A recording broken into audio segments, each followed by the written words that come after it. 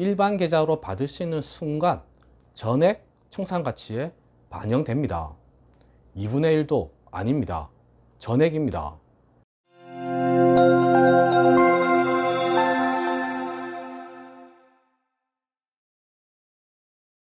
안녕하세요. 노태우 변호사입니다. 개인회생에서 퇴직금 또는 퇴직연금이 문제되는 경우가 있습니다. 직장 생활을 오래 하셨던 분들이거나 공무원, 군인, 교직원을 오래 하셨던 분들이 대표적입니다. 이러한 분들은 원래는 개인회생 또는 개인파산과는 크게 관련이 없으셨던 분들입니다. 그런데 주식, 코인 강풍이 불면서 특히 코인 강풍이 분 이후로는 가끔 문의하시는 분들이 계십니다. 그리고 이런 분들이 가장 걱정하시는 부분이 바로 퇴직금 또는 퇴직연금입니다. 보통 금액이 큽니다. 개인회생 또는 개인파산을 진행할 수 있을지, 퇴직금, 퇴직연금을 한 푼도 남기지 못하는 건 아닌지 걱정을 하시는데요. 오늘은 퇴직금, 퇴직연금과 개인회생, 개인파산에 대해서 정리해 드리겠습니다. 그리고 관리 꿀팁까지 말씀드리겠습니다. 개인회생에서 쟁점은 하나입니다. 퇴직금과 퇴직연금이 청산가치에 반영되느냐 여부입니다. 만약 반영된다면 청산가치 보장의 원칙에 따라 변제금이 엄청 늘어나게 될 겁니다. 때로는 개인회생이 불가능해질 수도 있습니다. 청산가치 보장의 원칙은 채무자가 소유하고 있던 재산보다는 더 많은 돈을 변제해야 한다는 개인회생에서의 절대 불변의 원칙입니다. 퇴직금이나 퇴직연금이 청산가치, 즉 채무자의 재산에 반영되어 버리면 그만큼 많은 돈을 변제해야 하는 겁니다.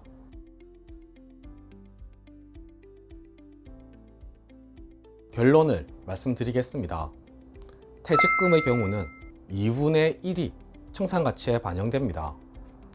퇴직연금의 경우는 전액 청산가치에 반영되지 않습니다.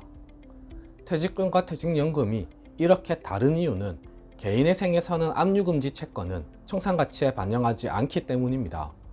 퇴직금은 2분의 1이, 퇴직연금은 전액이 압류금지 채권이기 때문에 그만큼 청산가치에 반영되지 않는 겁니다. 퇴직연금에는 종류가 있습니다.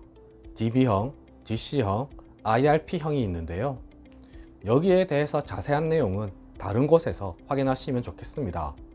아무튼 DB, DC, IRP 계좌에 들어있는 돈은 모두 청산가치에 반영되지 않습니다. 또 반영되지 않는 분들이 있습니다. 공무원, 군인, 교직원 분들입니다. 이분들은 각 직종에 맞게 특별법에 의해서 퇴직금이 청산가치에 반영되지 않습니다. 퇴직연금과 동일합니다. 퇴직연금에 가입하지 않으신 분들이 개인회생을 하고자 하시면 회사로부터 애상퇴직금 확인서와 같은 서류를 받아오셔야 합니다.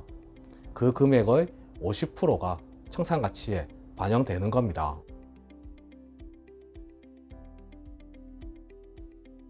이제 몇 가지 팁을 말씀드리겠습니다.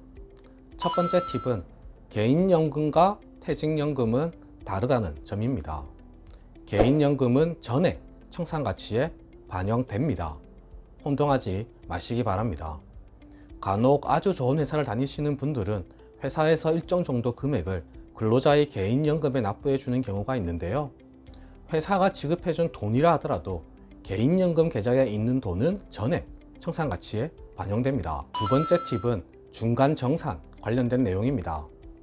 먼저 중간정산 관련해서 퇴직연금의 경우 DC형만 중간정산이 가능하다고 합니다. 그것도 조건이 있는 것으로 알고 있으니 확인해 보시고요. DB형이실 경우에는 DC형으로 전환해야 중간정산이 가능하다고 합니다.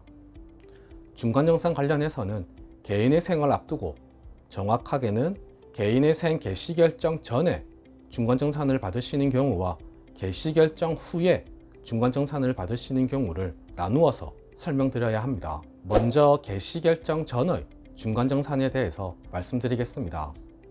만약 개인회생을 앞두고 중간정산을 받으실 경우, 그리고 이직 때문에 개인회생을 앞두고 퇴직연금을 받아야 하시는 경우도 동일합니다. 이때 근로자는 IRP 계좌를 만들어서 IRP 계좌로 받아야 합니다. 일반 계좌로는 입금해 주지 않습니다. 문제는 이 IRP 계좌의 해지 여부입니다. IRP 계좌에 들어있는 돈은 청산가치에 반영되지 않는다고 말씀드렸습니다. 그런데 IRP 계좌를 해지하고 일반 계좌로 받으시는 순간 전액 청산가치에 반영됩니다. 2분의 1도 아닙니다. 전액입니다.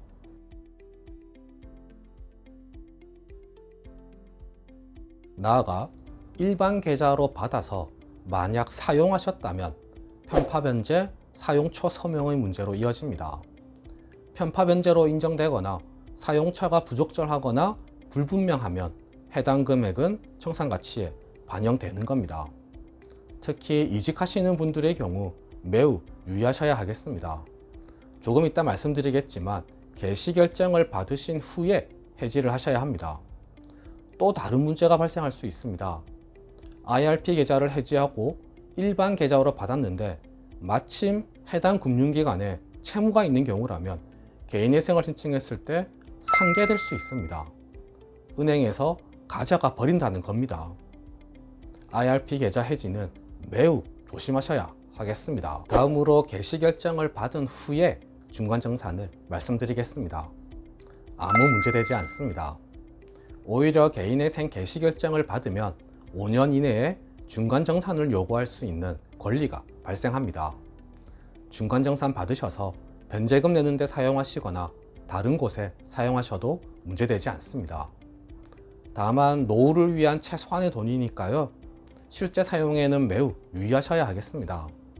개인회생 진행하는 데에는 문제가 되지 않는다는 얘기입니다. 이제 개인파산에 대해서 말씀드리겠습니다. 사실 퇴직금, 퇴직연금이 있으신 분들이 개인파산을 하는 경우는 정말 거의 없습니다. 이론적인 문제이겠는데요. 원리는 개인회생과 동일합니다.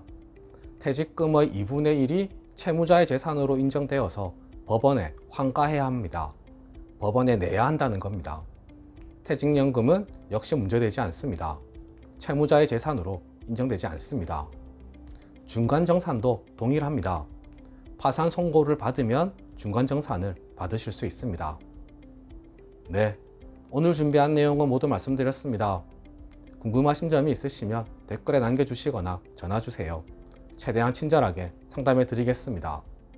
이상 노태우 변호사였습니다. 감사합니다.